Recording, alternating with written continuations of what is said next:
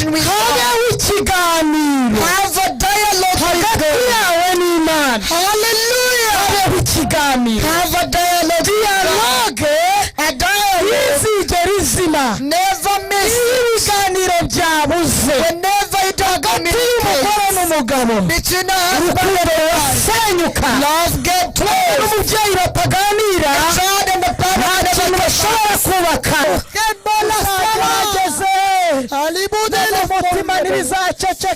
Never be silent in your brain time. Never be silent. Brain time. Oh, hallelujah. Let's pray. Take you to the climax. To make you great. Pray. To take you where your children you will give them limits. God will tell you what He wants from you. He will reveal secrets to you. You will destroy the power of salvation. You will destroy them. You will speak to God. I started it in my heart. I say I shall invite it coming to me. Then he came to my place. It was like 4. He told me that God sent me that God tells me a driving license not in the right way. To the person of God, let it be out of the house. He didn't have news. And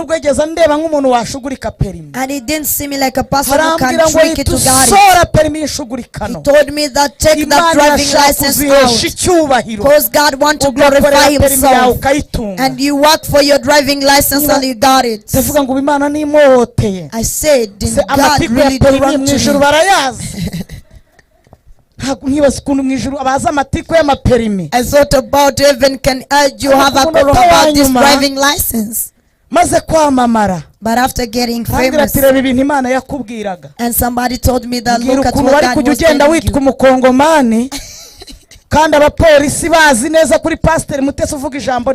Look at how you will be driving to the Congolese. While the postman knows that you are MUTESI. Whenever I look at him, I say conversation between I and God. I want to disqualify a word that God makes pass through you. I am sure that God spoke to me via you. The people will accept you. I will accept you because I'm sure of God in you. Hallelujah. Hallelujah.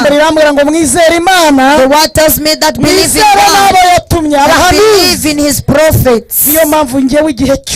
This is why I always learn and find a conversation between I and God. I had a prayer COVID-19. I remember the time it was going to start. We were praying. It was a week prayer. And he invited evangelist from Kenya. He told us in the spirit, let me tell you, that let them go and buy me the garments. They brought them.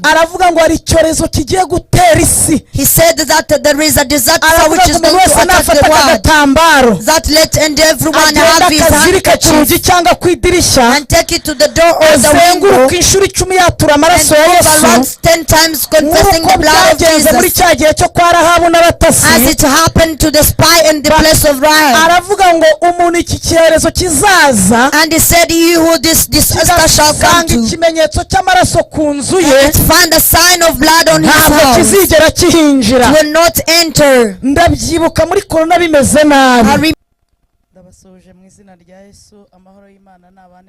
I greet you in the name of Jesus. May the peace of the Lord be within you, and may it be with all of us.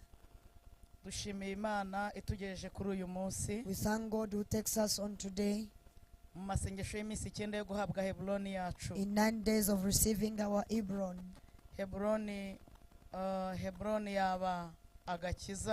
Hebron can be salvation that Satan took off from you. Hebron can be joy. Hebroni yaba urubyaro. Hebron can be children. Hebroni yaba akazi. Hebron can be job. Hebroni yaba ubuzima. Hebron can be life. Hebroni yaba umugore. Hebron can be wife. Hebroni yaba umugabo. Hebron can be a husband. Hebroni yaba cya kintu cyawe cyose Hebron can be your everything umaze igihe urwanirira, that you've been fighting for, icyo Satani yakwambuye, that Satan took from you, ikiwanyu mutajya mugeraho, that you don't get on to your icyo family, mutajya mutunga, that you never possess, icyo umaze igihe wifuza. that you've been willing to have. Hebroni Hebron yaba kimwe muri ibyo can be ngibyo. one of those. Bibiliya irambwira The Bible tells ngo me iby'umwuka that what of spirit, bisobanuzwa iby'umwuka it's bindi, explained or kandi Imana ivugana other n'umuntu mu spirit. rurimi yumva. and God speaks to a person in a Ni wowe language uzi that he Hebroni yawe, understands. You are the one who know your ni wowe uzi Hebron. icyo wasabye Imana, You are the one who know ni what wowe you uzi ask icyo God. tumaze iminsi 9 dusaba You Imana, are the one who knows what we've ni wowe spent uzi 9 icyo days wavuganye asking for. n'Imana, You are the one who knows what you spoke ni to wowe God. uzi imigozi yacitse, You are the one who knows the chains ni that wowe has uzi been cut ibyo off. Imana yasohoye, You are the one who knows what God kandi took ni wowe out uzi of. ibyo Imana iri And kwinjiza. you are the one who knows what God is taking in. Hallelujah. Oh, Hallelujah. hallelujah. Oh, Hallelujah. hallelujah. Hallelujah. Hebroni Your Hebron yaba umusozi w'amasengesho. can be the mountain of prayer. Hebroni Hebron yaba ibyiza wari waremerewe ariko Satani atashaka ko ugeraho. can be good things that you were granted, but Satan protected you from reaching to these. Icyo nzi cyo, What I know, icyo nzi cyo, what I know, nuko Hebroni yawe it is that your Hebron, ugomba kuyitahana. you must get it. Hallelujah. Oh, Hallelujah. hallelujah. Hallelujah. Jewe nicara ndimo nsenga, While I was sitting there praying, naganiriye n'umwuka w'Imana, the Holy Spirit talked to me, numva ijwi rimbwira ngo and the voice told me that, mbigishe gusenga. let me teach you how to pray. Hebroni yaba n'umusozi wo gusenga. Hebron can be the mountain of prayer. Hallelujah. Hallelujah. Mbigishe gusenga. I teach you how to pray. Bishoboka ko Hebroni yawe It is possible that your ari Hebron umusozi w'amasengesho, is the mountain of ari ibihe prayer. byo gusenga It's the time of praying Satani yakwambuye. that Satan took off Mbere yuko from dusoma you. ijambo ry'Imana, reka dusenge. Let's pray first before we read the word of God. Data mu izina rya Yesu Kristo, Father, in the name of Jesus Christ, duciye bugufi kugira ngo izina ryawe rihabwe we icyubahiro. humble ourselves for your name to be Uri glorified. umubyeyi uzi kuzuza inshingano ze kuri twebwe, You are a parent who knows how to fulfill kandi his mu bintu duties byose upon tunyuramo us. yaba ibyiza cyangwa ibibi, And in everything we go through, which is good or twamaze bad, kumenya yuko harimo ishimwe we've got to ryawe. know that there is in your tongue. Duciriye bugufi ijambo ryawe, We humble ourselves for your word. ryabayeho tutarabaho, It lived before we live. rizakomeza no kubaho It tutakiriho, will stay even the time we shan't be kandi alive. ryongere ritume tubaho And it will make us live mu again gitondo cy'umuzuko. in the morning of Imbabazi resurrection. zikomeze kubana natwe, Let your mercy be upon us. buri wese yumva icyo umwuka For reaching aganiriye everyone nawe to hear from what the Spirit muri is uyu talking mwanya to mu you. izina rya Yesu In this Kristo. time, in the name of Jesus Christ. Amen. Amen. Reka dusome ijambo ry'Imana Let us read the word of God. dusanga mu butumwa bwiza In the good gospel founded, uko bwanditswe written by na Yohana, John,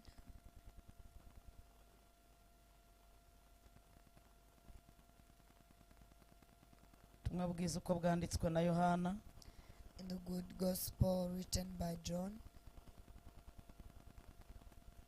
cyangwa se wenda duhere muri Matayo 6. let's start in Matthew chapter 6,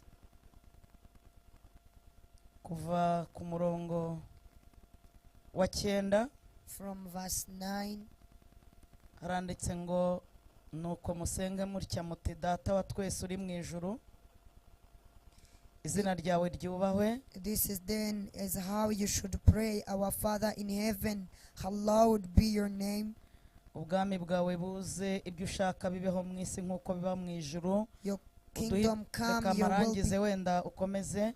Uduhe ibyo kurya byacu by'uyu munsi, uduharire imyenda yacu nk'uko natwe twahariye abarimo imyenda yacu, ntuduhane mu bitwoshya, ahubwo dukize umubi, kuko ubwami n'ubushobozi n'icyubahiro ari ibyawe none n'iteka ryose. Amen. Amen. Let us read how the prayer says. This is then is how you should pray. Our Father in heaven, hallowed be your name. Your kingdom come, your will be done on earth as it is in heaven. Give us today our daily bread. Forgive us our debt as we forgive our debtor. And lead us not into temptations, but deliver us from the evil one. For if you forgive men when they sin against you, your heavenly Father will also forgive you. Amen. katwongere tujye muri Luka 11 Let's go in the book of Luke, chapter 11, umurongo wa mbere. in its verse 1. Haranditse ngo nuko ari ahantu hamwe asenga, arangije umwe mu bigishwa be aramubwira ati, databuja, twigishe gusenga nk'uko Yohana yigishije abigishwa be. Databuja, twigishe gusenga nk'uko Yohana yigishije abigishwa be. Arababwira ati, nimusenga mujye muvuga muti, data wa twese, izina ryawe ryubahwe, ubwami bwawe buze. Uko bukeye ujye uduha ibyo kurya byacu by'uwo munsi. Utubabarire ibyaha byacu nk'uko natwe duharira abarimo imyenda yacu bose, kandi ntuduhane mu bitwoshye. Arababwira ati, tugarukire kuri umurongo wa 4 uvuga ngo kandi ntuduhane mu bitwoshya. Mwakire neza ijambo ry'Imana. Receive the word of God. It says here, one day Jesus was praying in a certain place. When he finished, one of his disciples asked him, Lord, teach us how to pray, just as John taught his disciples. He said to him, when you pray, pray this way: Father, hallowed be your name, your kingdom come. Give us each daily our daily bread. Forgive us our sin, for we also forgive everyone who sins against us. And lead us not into temptations. The word of God. Wenda nasomeye muri telefone I was reading in my phone. ahantu hamwe One, nifuzaga ko musoma n'umutwe w'ijambo. what I wanted you to read was the title. Uravuga ngo Yesu yigisha abigishwa be gusenga. It says Jesus teaching his disciples how to pray. Yesu yigisha abigishwa be gusenga. Jesus teaching his disciples how to pray. Bishatse kuvuga ngo gusenga birigishwa. Which means you can be taught how to pray. Ushobora kumara imyaka 20 usenga, Imana ikureba nk'umuntu utarasenga. You can spend 20 years praying while God see you that you don't pray. Ushobora kumara imyaka 15 usenga, Imana ikureba nk'umuntu utarasenga. You can spend 15 years while God see you like you don't pray. Ariko uteye intambwe ukaba imbere y'Imana muri aya masengesho y'iminsi 9, Imana ikaguha Hebroni yawe, ari wo musozi w'amasengesho. Hari abantu Imana ishaka kubaka igicaniro cy'amasengesho kitazigera kizima mu buzima bwawe. But as you come to step in this 9 days of prayers so that God may grant you your Hebron, there are some people whom God want to grant them an altar of prayers which won't be stopped in their lives. Niyo mpamvu umwuka w'Imana amaye kuvugana nawe muri iyi minota. This is why the Spirit of the Lord grants me to speak to you in this minute. Muri Hebroni, abantu batwaye Hebroni zabo baracyura Hebroni zabo uyu munsi, harimo na Hebroni y'umusozi w'amasengesho, igicaniro cy'amasengesho. For the people shall get their Hebron today, there is also an Hebron of an altar of prayers. Bibiliya irambwiye ngo Yesu yigisha abigishwa be gusenga. The Bible tells me that Jesus, while he was teaching his disciples how to pray, Niki cyari cyabaye kugira ngo abigishwa bige gusenga? what happened to the disciples to learn how to pray? Umva ukuntu ijambo ry'Imana rivuga. Listen to how the word of God says. Ijambo rivuga ko Yesu yatumye abigishwa be ngo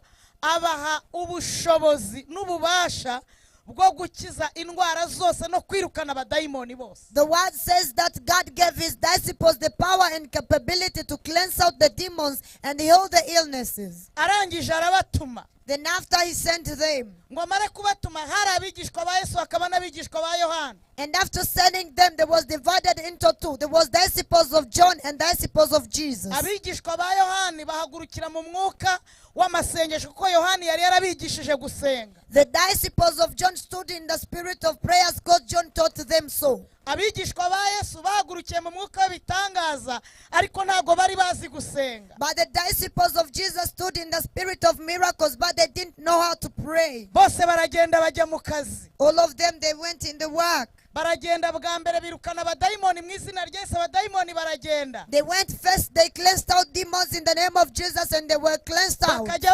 bagaruka babyina bamubwira ngo mwigisha twakoze ibitangaza. They come running saying that, dear teacher, we did miracles. Twirukanye abadayimoni mu izina ryawe. We have cleansed demon in Indwara your name. zakize mu izina ryawe. The illness got healed by your name. Yesu akababwira ngo Then Jesus tells them that, ibyo ntibibanezeze cyane, never feel happy that much about ahubwo that, munezezwe nuko amazina yanyu yanditse mu gitabo cy'ubugingo. but feel happy that your names are registered in book of life. Bakomeza akazi. They kept on serving. Igitondo kimwe ngo bagera ahantu hari umwana urwaye igicuri. Then one day they got to the child who was sick. Mbibutsa yuko nimusoma ijambo ry'Imana riratubwira ngo yari yabahaye ubushobozi bwo gukiza abadayimoni bose no gukiza indwara zose.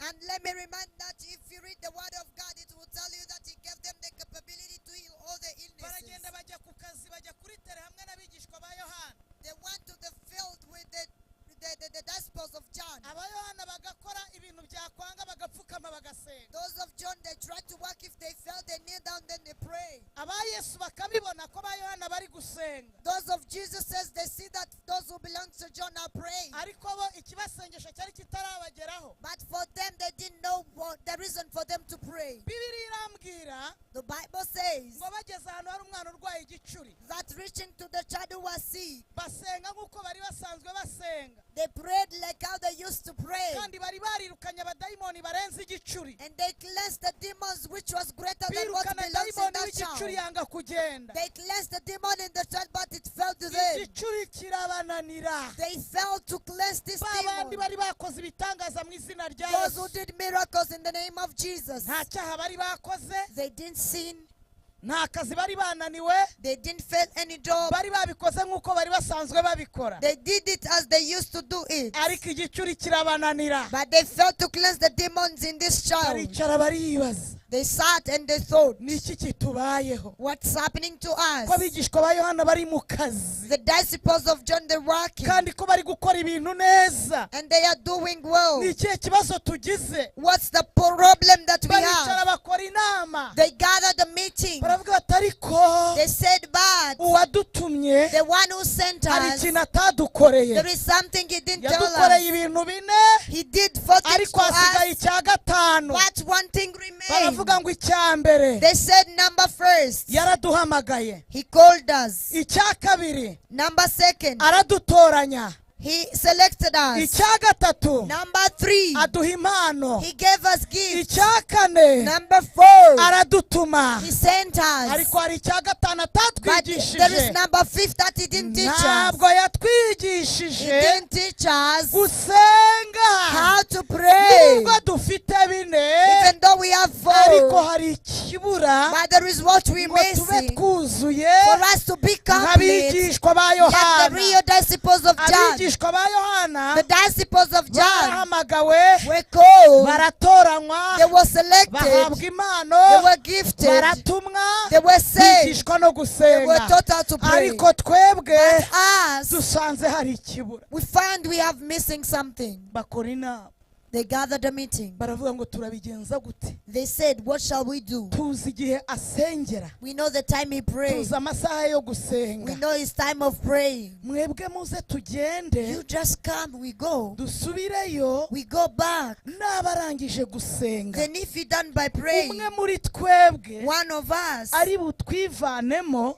will come out of us. aduserukire, Then he represent us. avuga ikibazo twagize. Then he give out our Bibiliya problem. irambwira The Bible ngo tells me iyo that Yesu yoherezaga abigishwa, when Jesus would send yajyaga anyura disciples, aho banyuze, he would pass where they passed. akagenda areba uko bakoze akazi. And he go see how they Yesu rero ngo served. yari yanyuze kuri uyu mwana w'igicuri, Then Jesus passed to this child who ngo was suffering from ise epilepsy. aramubwira Then his father told him ngo that, mwigisha, that teacher, umwana wanjye afite dayimoni w'igicuri, my child has a demon of aramufata epilepsy. akamuniga, He takes him in the neck bimuvamo bimugoye and it become really hard. hasi haranditse ngo ninginze abigishwa bawe Down it's written that I ngo begged your disciples bakimukize to rescue my child from epilepsy, ariko birabananira. but they have failed. Mu yandi magambo yari ripoti yo kubarega In another word, he was no reporting kuvuga ibyo them to batashoboye. say what they failed. Yesu arabyumva And Jesus heard ariko it. amenya ko atari ukubera bo But he got to know that it's ahubwo not ahita because of amenya icyo them. babura But he got to know what they were akiza wa missing. mwana igicuri And he healed this child from epilepsy. akomeza urugendo Then he kept on his journey. aravuga ngo byanga bikunda He said, willing or iri not, ni ryo banga badafite this is the secret that they don't byakabaye have. byanga bagasenga. It was supposed to fail them, but they pray at Yesu, least. misiyo ya Yesu The mission of Jesus yayitangiye asenga started it by praying, arinda asoza agisenga. and he finished it while he was still nta praying. buzima na bucyo uzabamo There is no life you shall be in butazigera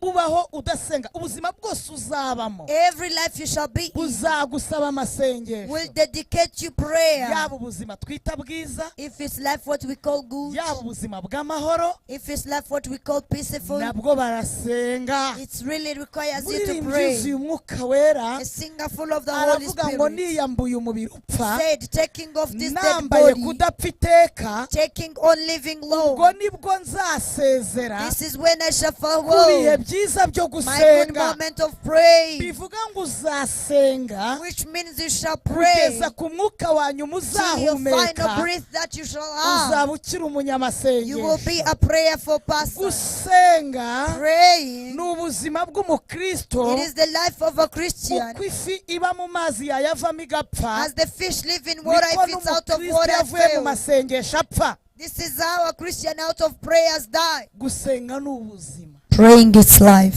Hallelujah. Bibiliya irambwira ngo The Bible tells me that nuko ari ahantu hamwe then after being in a certain arimo place, asenga, while he was praying, umwe mu bigishwa be one of his disciples aramwegera said to him, aramubwira ngo he told mwigisha him that, Lord, teacher, twigishe gusenga teach us to pray, nk'uko Yohana just as John yabyigishije abigishwa be. taught his disciples. Mu yandi magambo In another bari word, bafite akantu kameze nk'agashyari, there was a little how ariko jealous, agashyari kera karyoshye. but a holy and sweet Bari jealous. bafite akantu kameze nk'agatiku, ariko agatiku kera They had like an argument which is holy. bari bari gusaba ibyo bafite aho babibonye. They were asking for what they needed. Twigishe gusenga Teach us how to pray uko Yohana as John yabyigishije abigishwa be. taught his disciples. Imana irashaka gushyira igicaniro cy'amasengesho muri wowe, God wants to take the altar of prayers in ku you rwego umuntu azajya ajya imbere to the y'Imana level a person shall go before akavuga ngo God nyigisha and gusenga say, God, teach me how to kuko pray wabyigishije runaka. as you teach this Mpa person. gusenga kugira impinduka Give me to pray with ko impact wabihaye runaka. as you granted to this person. Gusenga by'ukuri Give me to pray ibyo truly. nabonanye umugabo What twahuye, I saw to the man we nkabibona met, umugore twahuye. in what I saw a Mana woman I met. nyigisha gusenga God, teach me how to nk'uko pray wabyigishije wa mukobwa dukorana. as you taught the lady we work Imana together. igiye gushyira igicaniro God is going to cy'amasengesho take muri the wowe altar of prayers in kugera you. ku rwego uzaba wo The kwifuzwa, level you will be a wishful person. uzifuzwa ku bw'amasengesho Imana igiye gushyira People muri wowe. will wish to be like you because of the altar of prayers God is going to place in Kuko you. Yesu yari afite amakuru y'ibyabaye, Because Jesus had the news of what happened. yahise ababwira ngo nimusenga, He told them that if you pray,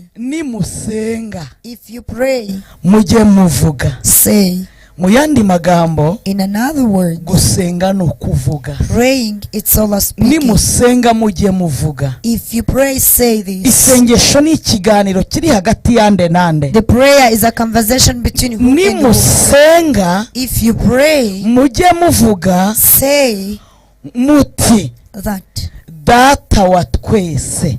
Father. Nimusenga If you pray, mujye muvuga muti say, Data wa twese. Father Lord. Hallelujah. Hallelujah. Gusenga Praying, ni ikiganiro kiba hagati y'umwana it n'umubyeyi. is a conversation between between a parent and kubera a iki child. Yesu yavuze ngo mujye muvuga ngo data wa twese? Why did Jesus say that? Say Nukubera ko Father. igihe cyose umukristo agiye gusenga, umwana agiye kuvuga, It is that every time a Christian is going to iyo pray, avugiye ibintu mu izina ry'umubyeyi, whenever you say in behalf of a aba parent, yabyambuye uburemere yabishyize hasi, to mean you take off its power to down, agaragaza ko umubyeyi uri hejuru ya byose. showing that a parent is the one Iyo above usenze everything. wabanje data, When you pray starting by the name ushobora Father, gusenga nk'indushyi, you can't pray like a ntiwasenga tiresome person. nk'imfubyi, You can't pray like an orphan. kuko usenga wizeye ko ibintu byose wabihabwa, You pray believing that you can be usenga granted wizeye ko ibintu everything. byose bishoboka. You pray thinking that everything Iyo is wabanje possible. data, When you first started with iyo Father, wabanje data, when you started with Father, iyo wabanje data, yeah, when you started with ibintu byose Father, bijya munsi ya things data, goes down to kubera Father, ko data arashoboye. because our Father is Data afite able. buri kimwe, Our Father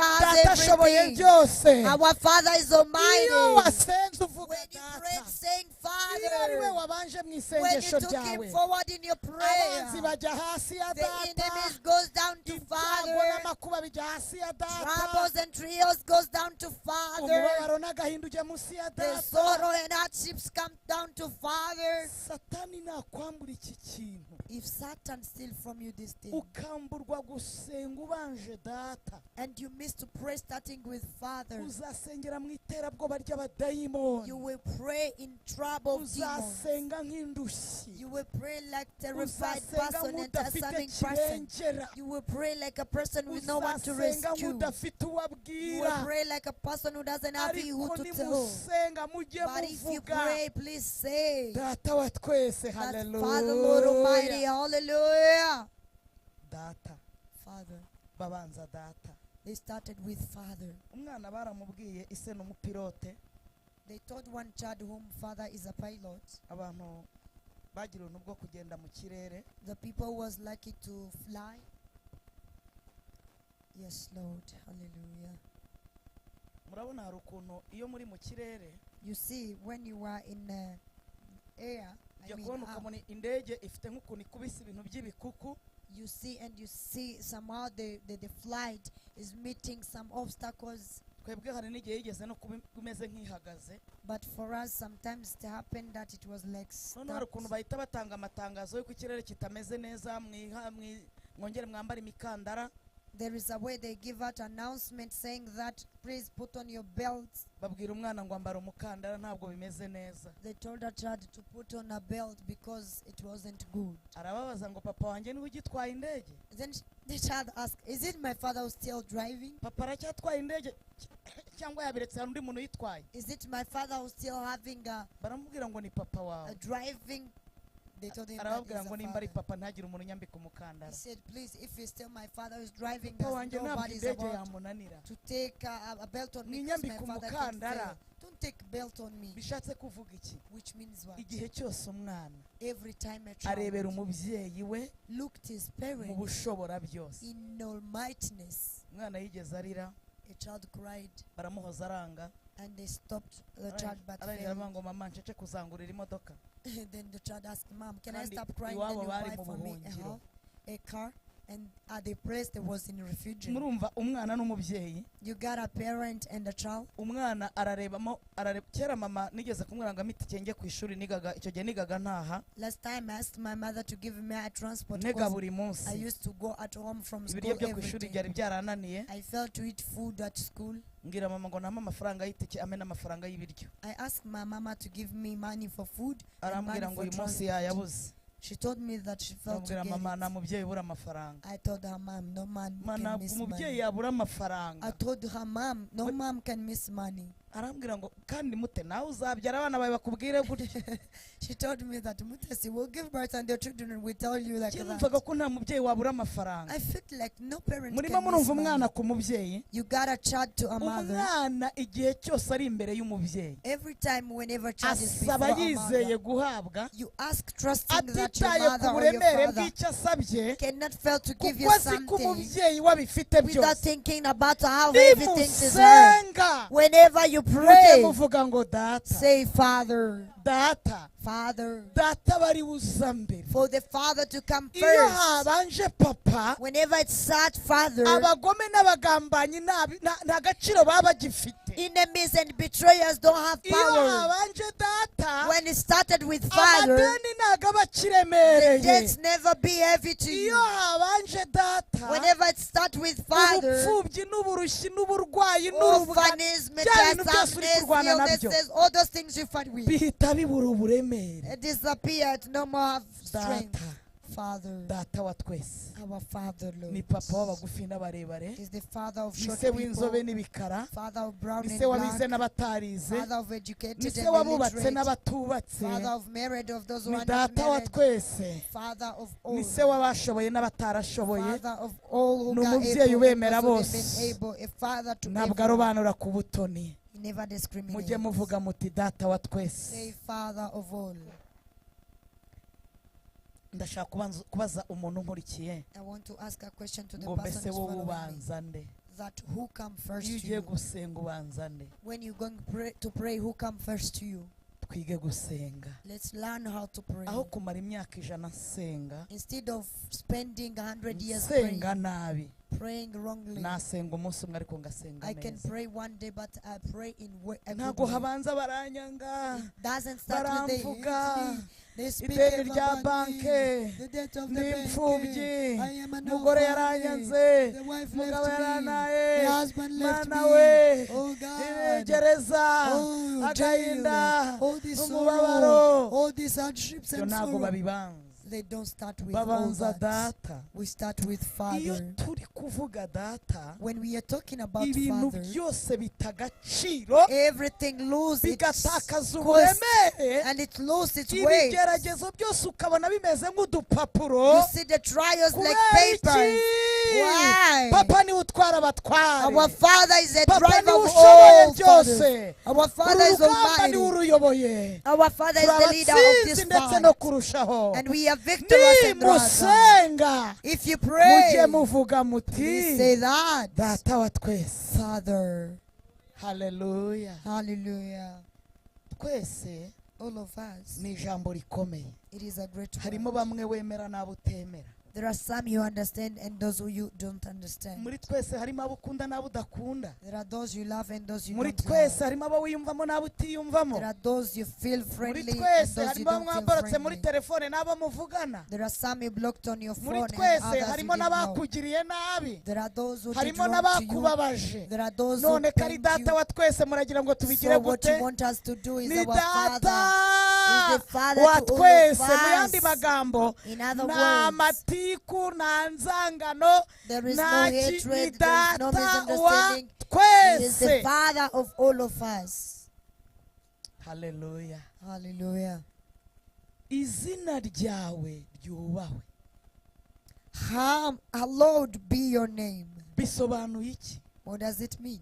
Kirazira, It's prohibited kikaziririzwa and again prohibited gusenga isengesho to have a prayer udasengeye mu cyubahiro cy'Imana. which you don't pray in glory of the Lord. Icyubahiro cy'Imana ni iki? What is the glory of the Ni Lord? ugufata Imana It is to take gold ukayireba nk'Imana, and you see God like ukayirebera mu gold bumana bwayo n'ubushobozi bwayo. and you see Him in His Iri ni capacity. isengesho ryo kwizera, This is a faithful prayer kuko igihe cyose dufite ibindi twubashye, because all the time we have other things we respect. ntabwo Imana ishobora gukorana natwe. God cannot work with us. Ibi bisaba ngo buri kintu cyose wikubise imbere, This requires to everything you bowed ucyambura before. icyubahiro, Take off its glory ukigarurire Imana. and get back the glory Niba to ari nawe God. bagihaye, If it was given to you even, ukiyambure, take it off from you ukigarurire and nyiracyo, bring it back to the ugarure only. icyubahiro cy'izina ry'Imana, Bring the glory of the name of the ukivane mu Lord. bigirwamana n'ibindi Take it byose, off from gods. ukivane mu barozi n'abapfumu Take n'abagambanyi, it out of sorcerers and ukivane mu kuramya betrayers. Imana ya kabiri, Take it out of praising our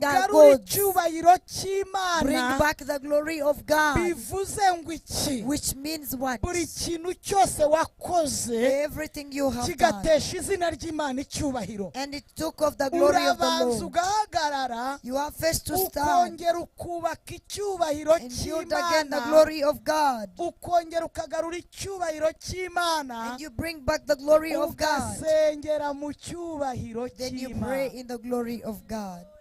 hari igihe tugira amasengesho There is a time we have prayer dusenge mu buryo twasuzuguye Imana, that in a way we seem like despising God. ntabwo ari amasengesho Imana yumva. God can't hear from those izina prayers. ryawe ryubahwe. May your name be hallowed. niba hari uburyo wasuzuguje izina ry'Imana, If there is a way you have made the igihe Lord of cyose God ugiye to be not allowed, gusenga, every time you're going to garura pray, icyubahiro cy'izina ry'Imana, bring back the glory of the name of the ucyambura Lord. andi mazina Take yose, it off to other names. ucyambura andi mazina yose, Take it off to other names. ugisubize izina ry'Imana, Take it back to the name of the uvuge ngo Lord ni wowe ukwiriye, and say you are the one ni who wowe deserves. ubashije, You are the one ni who wowe uri is able. hejuru ya You are the byose, above ni all. wowe mugaba wa You are the byose, leader of ni wowe everything. data, You are our nta wundi Father. nubashye kukurenza, Nobody else I obey nta rather kindi than mpaye you. agaciro kukurenza, Nothing else I value ntabwo except mpaye you. agaciro ibyago I'm not n'amakuba, valuing the ntabwo troubles. mpaye agaciro ibikomeye I'm byo not mu valuing what's isi. great in this Oya, earth. aka kanya No, right ni wowe now. wa mbere, You are number one. data wa twese, Father, Lord. izina ryawe ryubahwe. Hallowed be your iminsi name. naba nararisuzuguje The ngo usabye days that imbabazi, I didn't respect it, igihe naba I ask you nararitesheje for agaciro forgiveness. ndiyunga The nawe, day I disqualified ngaruye it, I icyubahiro reconciliate with cy'izina you. ryawe I bring data. back the glory of your name, abapfumu nagihaye Father. ntabwo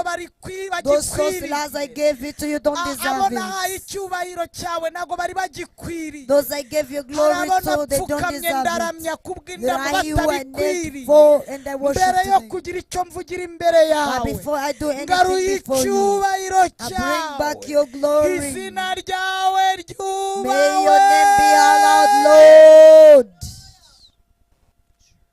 izina ryawe ryubahwe. Hallowed be your name. inzira yose naba naranyuzemo itakubahishije, Any way that I pass ngaruye through which icyubahiro doesn't cyawe. glorify you, I restore you magambo your glory. navuze ataguhaye icyubahiro, ngaruye icyubahiro The cyawe. words I said which doesn't bring glory to you, I restore you your bibiri glory. iravuga ngo icyubahiro cyanjye sinzagihunda, The Bible says that I shan't ntabwo grant nshobora anybody kugiha else my ibishushanyo glory. bisengwa. I can't get it to the ku bwanjye images. nzabyikora, ntacyatuma izina ryanjye By ritukwa, myself I shall make it happen. I kandi can't icyubahiro allow my cyanjye name to be sinzagihunda. framed. And I won't take ujye my ubanza glory to wubake another icyubahiro person. cy'Imana, First build the glory of the ugarure Lord. icyubahiro cy'Imana, Bring back the glory wongere of God wiyunge n'Imana, and reconciliate wongere with uce God. bugufi, Humble yourself. wubake icyubahiro cy'Imana. Build to the glory of the Lord. gatatu, Number 3. haranditse ngo It's written ubwami bwawe buze. that may your kingdom come. muze gukurikiranya ibi bintu. Make everything follow each other here. amafaranga mwari mwayumva, Have you heard abagore money? mwari mwabumva, Have you heard ibyo kurya wives? mwari mwabyumva, Have you heard? bamvuze n'abandutse Clothes. mwari mwabyumva, Have you heard they insulted me? They did this to me. ngwanirira wari wayumva. Fight for me. Did you hear from it? ubwami bwawe buze. May your kingdom come. inshuti yanjye, My friend, ntuzigere usenga never pray utarabanza kugarura ubwami bw'Imana. without getting back the kingdom of kubera God. iki ubwami bw'Imana? Why the kingdom of God? bibiri irambwira ngo The Bible tells me kuko that tudakirana n'abantu bambaye inyama as we n'amaraso, don't fight with the people in flesh and blood, dukirana n'abadayimoni, abayobozi b'ikirere, ubwami bwo mu kirere, ubwami butagaragara, we fight with an unseen imyuka y'ahantu ho kingdom, mu kirere. the spirit of the air, bishatse kuvuga ngo iki? which means what?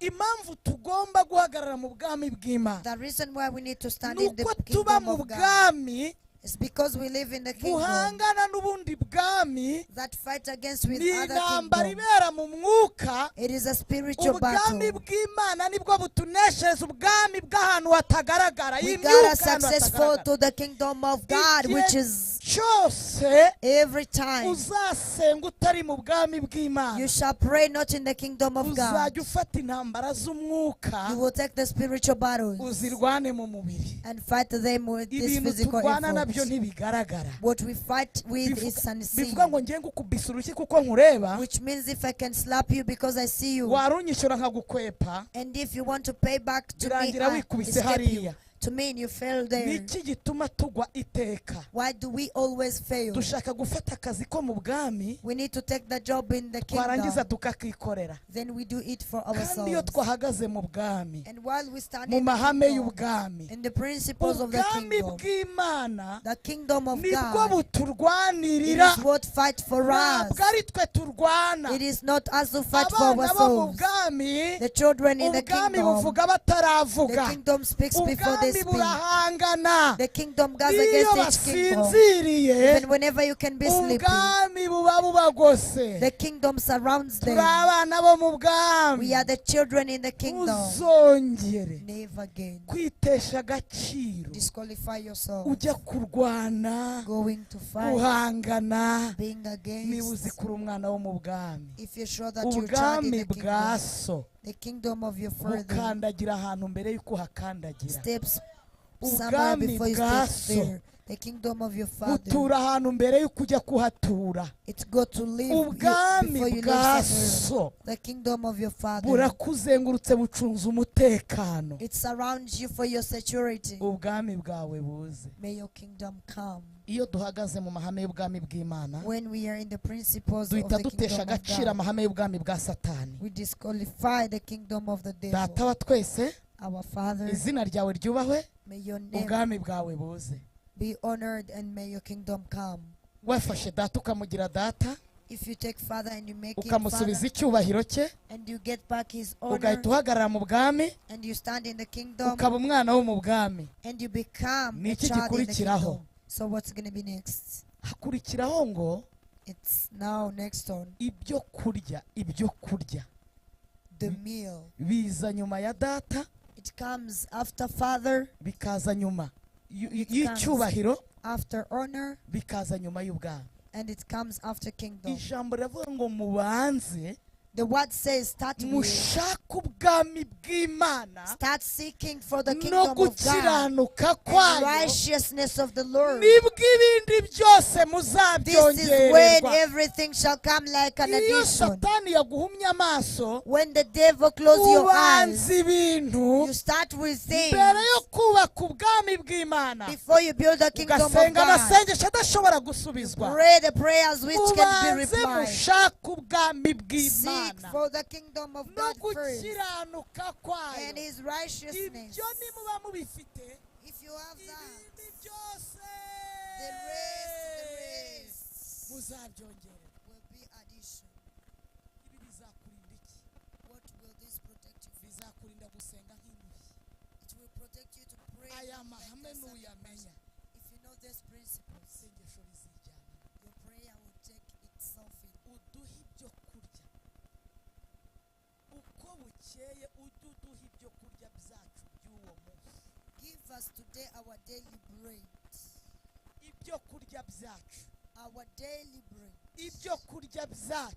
Our daily food. Ijambo rirambwira ngo The word tells me that ntukifuze ibyo kurya byo ku meza y'abandi. don't wish the food of Ibyo others' kurya table. byacu Our food, bingana n'umushahara ninjiza, which is equal to the bingana salary I n'ibyo get, nakoreye, which is equal to what bingana I worked n'ibyo for, ngenewe. which is equal to Umpe what I'm ibyo supposed to take. kurya byanjye. Get me my food. Mana we, umpe ibyo kurya byanjye. Get me my food. Hari igihe abantu twifuza ibiryo bitari ibyacu. There is a time people wish food which is Imana not izi ibiryo ours. byawe. God knows your food. Imana izi ibyo kurya byawe. God knows your food. Uyibwire ngo umpe ibyo kurya byanjye. Tell him that give me my Iyo food. udashaka ibyawe, When you don't need your birangira food, uri gusaba iby'abandi. it's ended while you Kandi uwo asking others mutima mu food. isengesho Imana And ntiwushaka. God doesn't need that heart in N'ibyo prayer. kurya byanjye byanjye It is my umpa food. ibyo kurya byanjye Give me my food. usaba imana ibyo kurya Ask byawe God your food. iyo wifuza iby'abandi Whenever you wish other people's ushobora food, kuba mu buzima bw'ishimwe you can't live in a ariko thankful iyo life. wifuza ibyawe But whenever you wish uhora your food, ushima imana you stay always kuko thanking God urananyurwa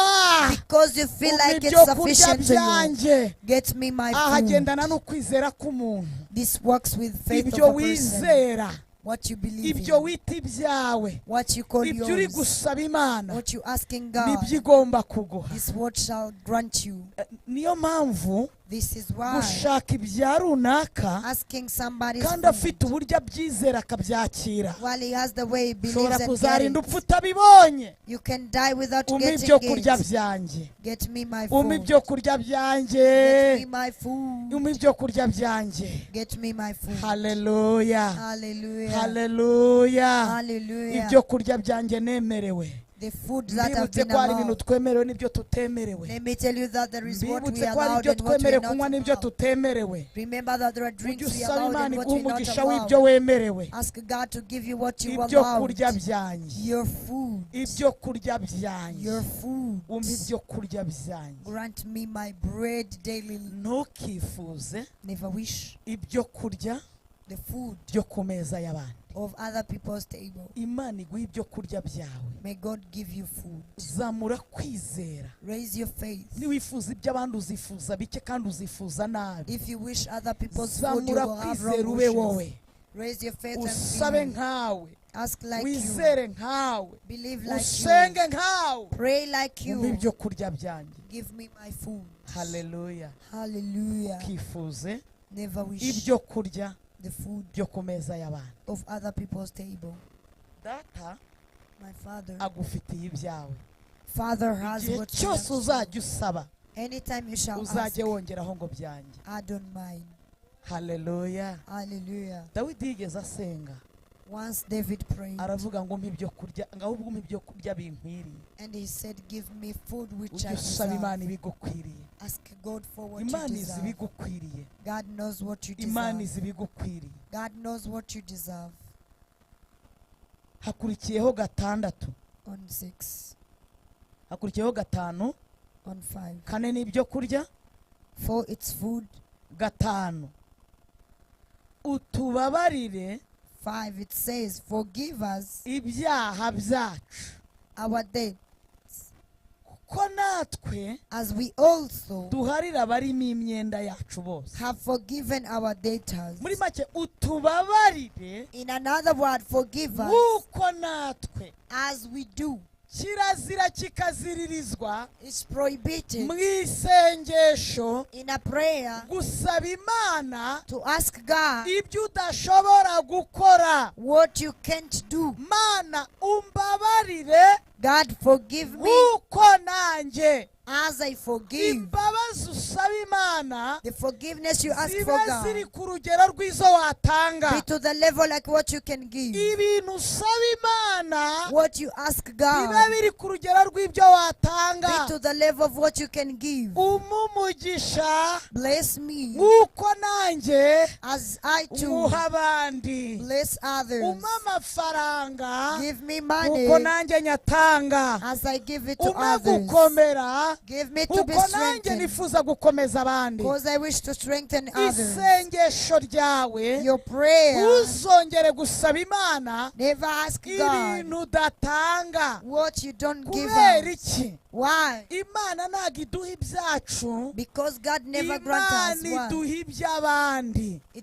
God grants us what for others, tugasigarana and we remain ku byo yaduhaye with what He gave us, bivuze ngo ibintu ufite which means what you have. ntabwo ari ibyawe It's not yours. urukundo ntirugira ibyarwo Love never have its own things. niba If ijambo ritubwira ngo dukundane nk'uko twikunda. The word tells us to love each other as you love ijambo yourself. ritubwira ngo tugendere mu rukundo. And it tells us to walk in love. urukundo egal gutanga. Love equal giving out. kuko Imana yakunze byatumye itanga. As the Lord loved, it has iyo made him ukunze give out. bituma hari ibintu utanga. When you love, it provokes you to give out something. bivuga rero ngo ibintu dusaba Imana Which means things we ask ni ibyo God. gutanga. It is for giving. abantu bakomeye mu isi dukomera amashyi The people in this earth we ni applaud for abatugiriye umumaro, are those who were ni important to abagiriye us. sosiyete runaka umumaro. Are those who were important to a certain society. kuvuga ko hari abadogiteri muri iki gihugu cy'u Rwanda, wenda reka mvuga aha,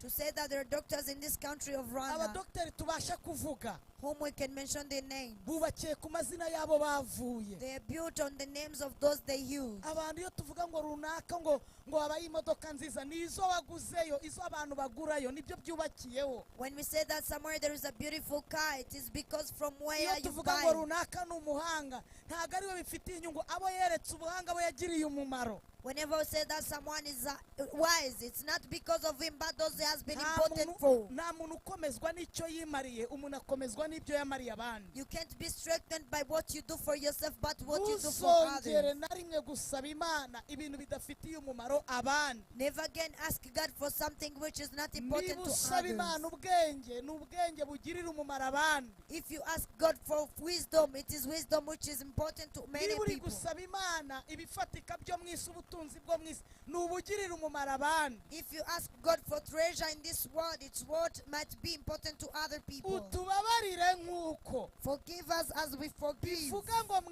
isengesho Which means in a buri prayer, kintu cyose ugomba gusaba Imana everything you must ask ugomba God. kumenya ko ari icy'abandi. You have to know that it belongs to others. wowe ntabwo uzamenya ko uri umunyabwenge, You will not be sure that you are wise. twebwe tuzamenya ko uri umunyabwenge But we shall not know, we shall know bitewe that you n'icyo are wise. twakuvomyeho. Depends on what we got from you. ntabwo imvura ishobora gukoresha umunsi mukuru ngo yikorere umunsi mukuru, The rain can't make itself gather ariko party. twebwe twahinze tukeza, But we who cultivated and we got crops, twayiririmba tukavuga ngo ukomerwe amashyi wa we mvura. can sing for it and sing, be applauded aka for kanya rain. ntabwo izuba ryakwikorera umunsi mukuru Today sun can celebrate ngo itself ryiramye ryisingize. and it worship itself. oya, No. ahubwo twebwe rivira But we whom it shines for, twarisingiza, we can worship it. tugashimira n'Imana We yaritanze, thank God who offered it to tukagera no us. ku rwego turisaba Imana. And we go to the point we ask God. kirazira kikaziririzwa It's prohibited gusaba ibintu to ask things byawe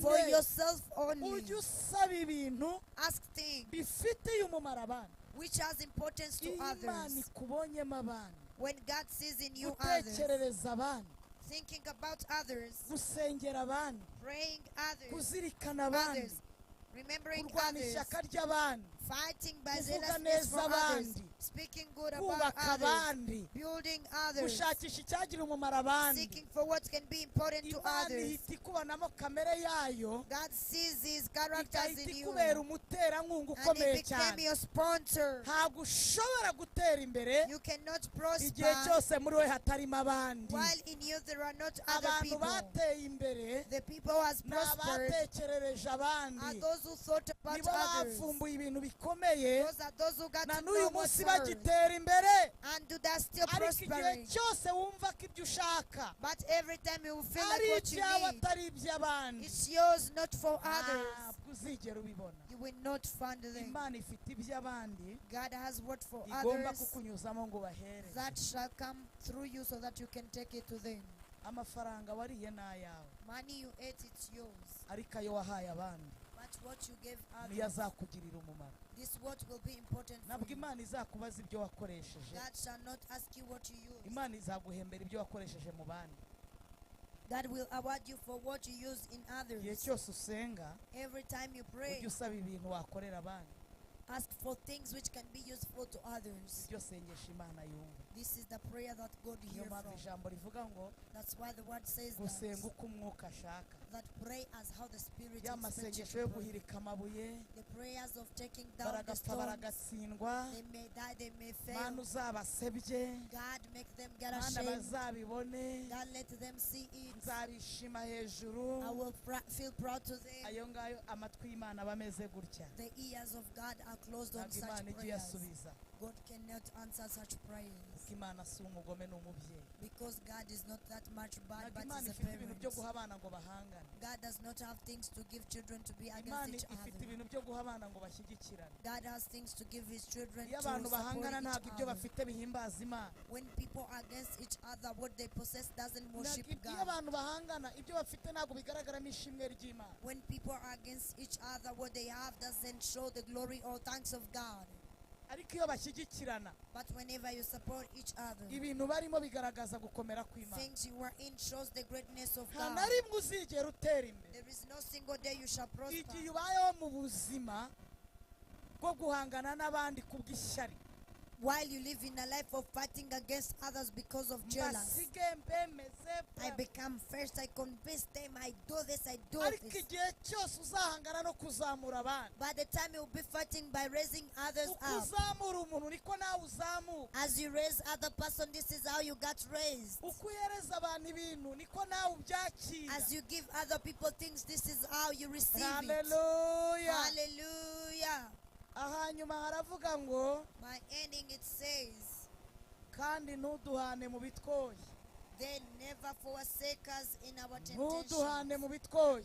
Never forsake us in our ndavugana n'uyu temptation. mukobwa n'umusore, I'm talking to this umugore girl, n'umugabo, the mother or wife, umusaza n'umukecuru n'umwana mutoya. an old man, a young ndagira child. ngo ubwire ngo umunsi wose ugira ibyago byawo. I want you to tell you that every day has its niyo mpamvu temptation. Yesu yabwiye abigishwa be This is why Jesus told ngo his mube maso disciples musenge mutajya mu moshya that be mutayagwa. alert so that you won't fall into ibyoshya temptation. abakobwa biruzuye, What really grabs girls is ibyoshya abasore there. biruzuye, What grabs the sons is ibyoshya abagore there. birahari, What grabs the women is ibyoshya abagabo there. birahari, What tricks you men is ibyoshya there. abasaza n'abakecuru What tricks birahari, old men and old women is there. ibyoshya abana bato What birahari. tricks young children is Biki there. Imana ikubwiye mu ijambo ryayo. Listen to what God tells you igihe in His cyose word. uko ubyutse Every day as you ujye wake uvuga up, ngo ntumpane, pray, Lord, don't lead me. ntundeke, Lead me not. ntubindekuriremo. Lead me not in my amaso temptation. yawe ntamveho, Not your eyes to be away kuko from me. ibi nibyo bigaragaramo icyubahiro cy'Imana. Because this is what shows the glory of the ntabwo Lord. Imana izigera ibikuraho, God will not take it off. kuko ntabwo ushobora kugaragaza urukundo ukunda Imana Because you can show the love you love God igihe utarahura n'ibiguzi while you yet meet the cost byatuma wihakana Imana. of how you can deny ngo God. nurangiza imbere ya bya biguzi aba ariwe ugaragariza urukundo ukunda Imana. And before those costs, you show the love you really ibi love ntabwo God. Imana izabikuraho. God shall not take this ibigerageza off. urukundo ukunda Imana ntabwo What bizigera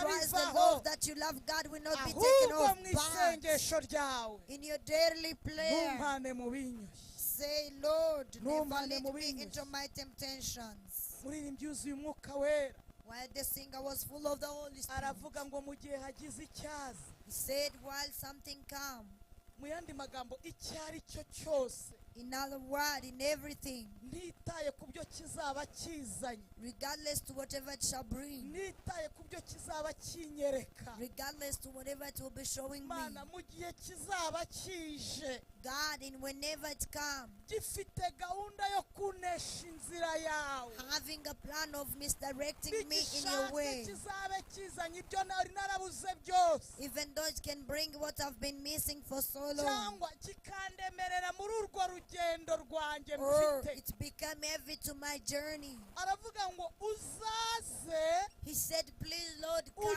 come uwo mugozi and cut this chain uzaba amaze kwibohesha. which will be on me. uyu mugozi Hallelujah. This chain, birashoboka ko nzaba amaze kwemeranya nawo, it's possible that maybe I will accept it. ariko wowe ntuzabyemere, But please, God, don't accept it. uzahita uwuca Hallelujah. Please, kuko God, it. uzaba wamboshye umutima. Because it was binding aravuga my ngo heart. nezezwa no kubohorwa.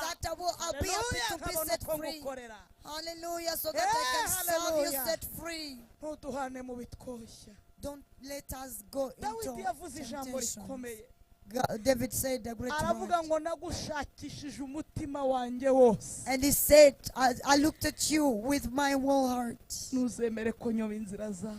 Never allow me to go wrong in your ways. Nagushakashakishije umutima wanjye I wose. looked for you with my whole heart. Ntuzemere ko nyoba inzira zawe. Never allow me to be wrong in your Nubwo nje ways. naba nabyemeye. Hallelujah. Even Nubwo though I naba can namaze accept, kubisinyira. even though I can Nubwo stand naba on namaze it, kubikandagiramo. even though I can step in it, Ndagusabye wowe but ntuzemere. please never Mana accept. ntiwemere. God, please don't accept. Ntiwemere Don't ntuzabikora. accept, don't do it. Ntuduhane mu bitwoshya. Never lead us not into Ibikoshya temptation. by'aba bagore What's temptation of this wives? byakohereza mu bagabo, It can take you into men. byakohereza mu basore, It can take you into boys. byakohereza mu bakobwa. It can take you into girls. Ibikoshya ntago byabura. What can trick Isengesho you? ryawe rya buri munsi Can't miss but your daily riravuze ngo ntuduhane prayer. mu bitwoshya. Really pray to God that Ujye you uhagarara never hagati lead yanjye you not into n'ibinyoshya. temptations. Nurangiza undwanirire. Stand for me and fight for Ibinyoshya me about gukora my nabi, temptation.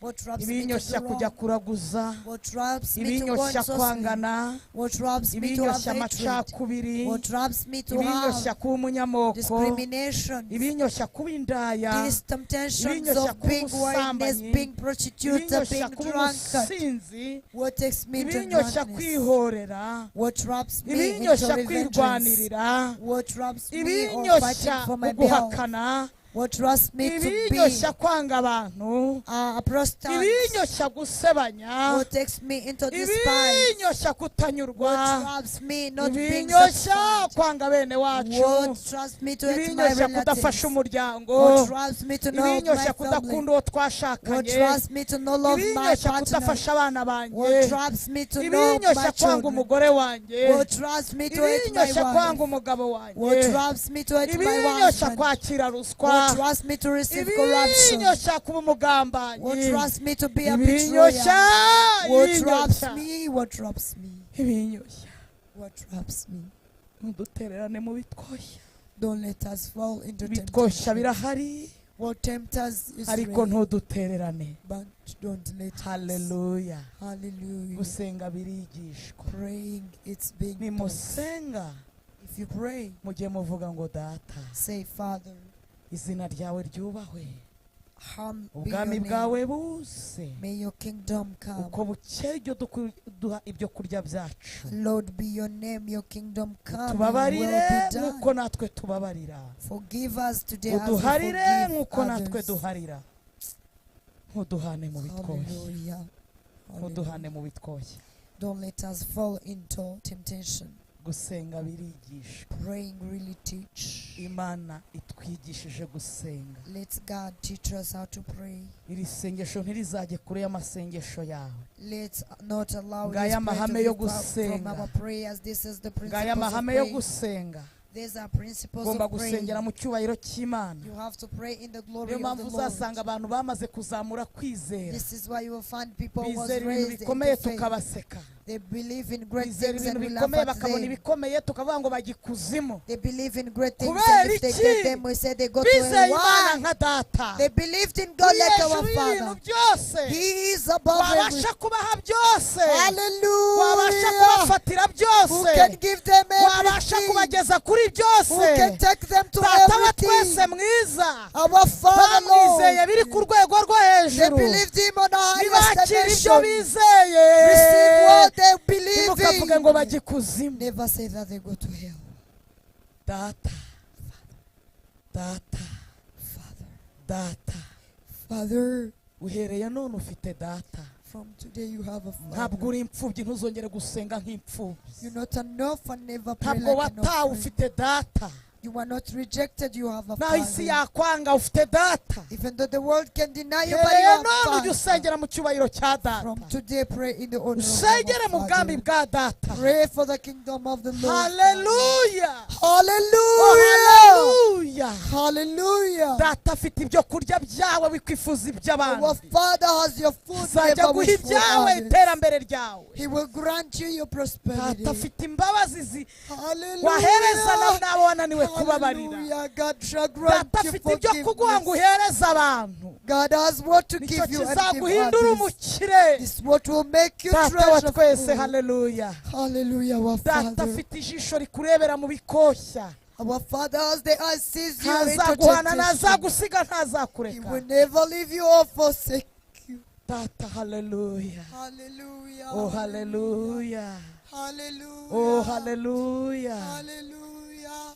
yesu yigisha abigishwa be gusenga Jesus taught his disciples how to pray. amasengesho afite umumaro mu gihe cya none n'icy'ejo The important prayers of today and amasengesho uzasenga tomorrow. ukarinda uva mu isi ugisenga The prayers that you will pray till the day will be out amasengesho of the uzasenga forest. wizeye ibyo abandi batizeye The prayer that you will have ugasenga till the uvuga time ngo others are not data believing, saying, Father, nuba umuhanuzi usenga muri aya mahame if you are a prophet to pray in such principles, uzaba umuhanuzi ku rwego rw'isi you will be a prophet to kuko the whole ijambo riravuga ngo nation. umuhanuzi wese Because the Bible says ahanura uko that kwizera kwe every prophet kungana prophesy as how your faith niwizera is. muri data If you believe in our Father, n'inyenyeri uzazimanura uzishyire ku you will bring the isi star down to the kubera ko earth. byose data arabifite Because our Father had everything. uzahesha abantu umugisha You will make the people be ntabwo blessed. uzigera na rimwe You will never urebera abantu ku gihe see the people depends on uzajya ukorera time. mu kwizera You'll be working on the kuko ni muri faith. data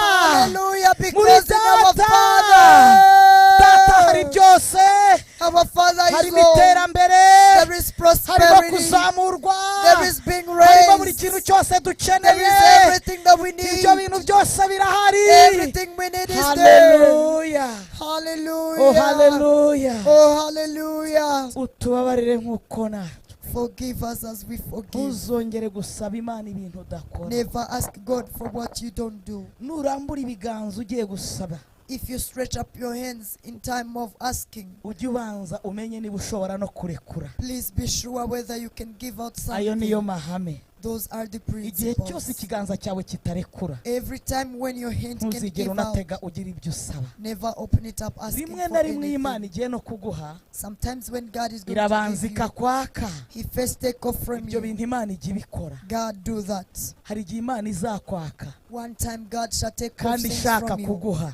in need of giving ibintu you. utabisobanukirwa If you don't get to know this, uzaba mu buzima budafite impinduka you will live in a life with no change. heburoni yacu Our Hebron, tugomba kwibanaho umwuka we w'amasengesho must live on it with the oh spirit of God. haleluya Hallelujah. oh haleluya Hallelujah. oh haleluya Hallelujah. oh haleluya Oh, hallelujah. oh haleluya Oh, hallelujah. oh haleluya Oh, hallelujah. niyambuye umubiri upfa I take off this dead body. nambaye kudapfa iteka Hallelujah. ubwo nibwo nzasezera This is when I shall ku bihe farewell byiza byo gusenga my time of praying. nimusenga If you pray, mujye muvuga please say, gusenga ni ikiganiro praying it's gusenga conversing. ni dialogue Praying it's a dialogue. abahanga mu bya communication The wise people in communication, abantu bize communication the people who learned about communication muri principle management in management principles, iyo bari kwigisha communication when they're teaching about communication, bagaragaza ko uburyo nyabwo bwa communication bugira umusaruro they show the fruitful way of communication. ntabwo ari telecommunication It is not telecommunication cyangwa se uburyo nyine bw'amaposita bw'amatelefone or this means of post cell nta phone. kintu bwubaka gikomeye It can build anything ikintu special, cyubatse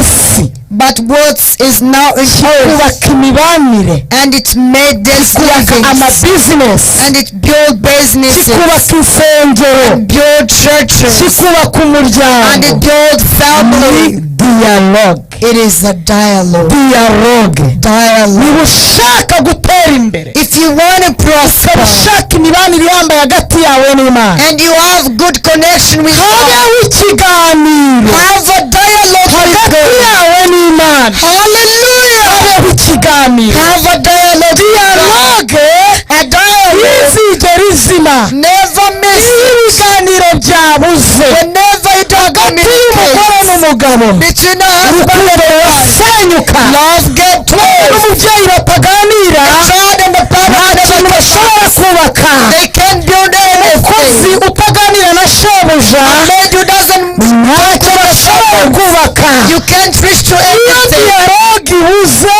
The communication ubusabane burabura the way of communication ahangaha from right now. turi ikiganiro kidashira Confess hagati yawe na data between you and your ikiganiro father. kidashira The conversation hagati with yawe sister n'imana between you and God. dialogue ntizigera iceceka Never miss this dialogue. dialogue ntizigera ibura Never miss this uzayibera mu communication. ijambo You will get it through uzayibera word. mu kanwa k'abahanuzi You will have it through the ariko mouth of prophets. uzagerageze Try your best. kuganira n'imana Talk to your mu buryo father bumwe in one way cyangwa ubundi or another way. dialogue A dialogue. nimusenga If you pray, mujye muvuga please say bimwe mu bitangaza one of the miracles yesu yagiye akora that Jesus did. ibyinshi yabikoreraga muri dialogue He did them via dialogue. yaramubazaga ngo He would ask, wizeye ko mbishobora do you believe that I can? yabaga ashaka ko avuga He expect him to say something. akamubaza ngo And he asked, murashaka ko mbagirira nte what do you want me to do for you? yabaga ashaka ko bavuga Hallelujah. mana irashaka gukorana God wants to work with n'amagambo avuye mu kanwa kawe the outer coming of your mouth, kuruta gukorana na mind not with your mind. dialogue A dialogue. ntizigera izima Never miss hagati yawe na data between you and the Father. haleluya Hallelujah. oh haleluya Oh, oh hallelujah. haleluya Oh, hallelujah. irambwira ngo The Bible ururimi the tongue urwo rwica is what kandi kills nirwo rukiza and it's what heals. aguka mu bitekerezo Expand in your mind. kwatura kwiza Learn the positive kwatura kuzima the right confession. Hallelujah. ntizigera ibura hagati yawe na papa Between you and nimusenga Never miss a dialogue. If you pray, say uhereye none from today, hebroni yawe your Hebron, uyihagarareho stand on it. ikiganiro The conversation ntikizigere kibura never hagati miss yawe na data between you and Father. mwaganira uririmba You can converse mwaganira uramya You can converse via mwaganira uvuga mu worshiping. ndimi You can converse in tongues. wekosekerebo You can balasara. uzageze umutima ntibizaceceke Never be silent ibihe in byo your word. gusenga Your praying ntibizigere time. bizima Never be ubaye silent. umunyamasengesho Praying time. haleluya Oh, hallelujah. Let's pray. bizaguhagarika ku gasongero Take you to the bizaguhindura climax. ukomeye Make you great. bisenga Pray. bizakugeza bene wanyu batagera Take you where your children ugusenga can reach. uzabahoka You will give them bizakubwira living. iby'igushakaho God will tell you what He wants bizakumenera from you. amabanga He will reveal secrets uzamenya to imbaraga you. za You karande will destroy the power of uzamenya salvation uko of God. uzisenya You will destroy them. uzavugana n'imana You will speak to ibintu God. bikomeye And things go akira down. gusenga Receive time to akira pray. gusenga Receive time to kuri pray. yoni yawe Oh, hallelujah. uzakanga isi You will scare the world. ikiganiro nikidashira hagati yawe n'imana When the conversation not Uzakanga gets shut isi. between you and God, will scare isi the world. izagutinya The world will fear by you. haleluya oh Hallelujah. haleluya Oh, hallelujah. ndashaka kwakira umushumba I want to welcome a shepherd. ndashaka kwakira umushumba I want to welcome a shepherd. ndagira ngo tumwakire I want us to welcome mana him. ijye muvugiramo ibintu bikomeye God speaks through him. yewe iyo Great murebye things. mpita mbona ikiganiro hagati yanjye n'imana When I look at him, I see the iyo conversation murebye between mpita I mbona and God. ikiganiro hagati yanjye When n'imana I look at him, I got a conversation with ndabyibuka I and God. igitondo kimwe I remember one morning, nakoreye perimi ndayibura I worked for a driving license, but I couldn't get it. ndayikorera ndayibura I couldn't get a driving license. ndangije umunsi umwe nigira inama Then one day I advised myself. ndavuga ngo ngiye kuyikuraho abandi bayikura I said I want to get it from where ndagenda Others ndabitangira got it. mu mutima I started it in my heart. ndavuga ni nanjye nzayituma bayizane I say I shall invite it coming to me. arangije azi wanjye ari nka saa 10. Then he came to my place. It was like arambwira 4. ngo Imana intumye hano. He told me that God sent me Imana to you. irambwiye ngo perimi y'inshugurikano. That God tells me a driving Umuntu license, w'Imana not in isohoke the right muri iyi way. nzu. To the person of God, Nta let it be makuru out of the yari house. afite. He didn't have news. Nta nubwo yageze ndeba nk'umuntu washugurika perimi. And he didn't see me like a person who arambwira can ngo trick it to God. itusora perimi He y'inshugurikano. told me that take that Imana driving irashaka license kuzihesha out. icyubahiro. Because God wants to ugakorera glorify perimi yawe himself. ukayitunga. And you work for your driving license and you got it. ndavuga ngo Imana nimwohoteye. I said, did se God amatiku ya really do perimi it mu to ijuru me? barayazi. nkibaza ukuntu mu ijuru abazi amatiku y'amaperimi. I thought about heaven can urge you have a clue about this driving license. maze kwamamara. But after getting Ambwira famous, ati reba ibintu Imana yakubwiraga. and somebody told me that mbwira look at ukuntu what wari God kujya was ugenda telling witwa you. umukongomani kandi abapolisi bazi neza kuri pasiteri Mutesi uvuga ijambo ry'Imana. Look at how you will be driving called igihe a cyose Congolese. murebye While the postman knows mubona that you are ikiganiro hagati yanjye n'Imana. whenever I look at him, I say sinzigera ntesha conversation agaciro ijambo Imana between ikunyuzamo. I and God. I want to Ntabwo natesha disqualify a agaciro ubuhanuzi word Imana that ijya God makes ikunyuzamo. pass through you. nzi neza ko igihe kinini I am sure that Imana yagiye sometime inganiriza ikunyuzemo. God spoke to me n'abantu via ku isi you. batakwemera The people wowe will nzakwemera accept you. kuko nabonye Even Imana I ikurimo. will accept you because I'm sure of Hallelujah. God in you. Oh, Hallelujah. hallelujah. ijambo Hallelujah. rirambwira ngo mwizere Imana, The word tells me that believe in mwizere n'abo God, yatumye that believe abahanuzi. in his prophets. niyo mpamvu njyewe igihe cyose This is why I niga always ikiganiro hagati yanjye n'Imana. learn and find a conversation nasenze between I and God. isengesho muri I COVID-19 had a prayer in Corona. COVID-19. ndabyibuka ijya gutera I remember the time it twari was turi going to gusenga. start. We were praying. amasengesho ngira ngo niba ari ay'icyumweru. It was a week prayer. yatumiye n'umuvugabutumwa wo muri Kenya. And he invited ajya an mu mwuka evangelist from aratubwira Kenya. ngo mureke mbabwire He told us in the ngo spirit, now let me tell nibajye you, kungurira udutambaro mushwari. let them go and buy me the garments. baratuzana tw'umweru. They brought them. aravuga ngo hari icyorezo kigiye gutera isi. He said that there is a disaster aravuga which ngo is umuntu going to wese attack nafata the world. agatambaro That let and everyone agenda have his akazirika ku rugi handkerchief cyangwa ku idirishya and take it to the door or the window azenguruka inshuro 10 yatura and amaraso ya move Yesu. around 10 times confessing nk'uko the blood of byagenze muri Jesus, cya gihe cyo kwa Rahabu as n'abatasi. it happened to the spy in the place of Rahab. aravuga ngo umuntu iki cyorezo kizaza And he said, he who this disaster shall come kigasanga to, ikimenyetso cy'amaraso ku nzu ye and it find a sign of blood on his ntabwo house, kizigera kihinjira. will not enter. ndabyibuka muri korona bimeze nabi. I remember while it was worse in narapfukamye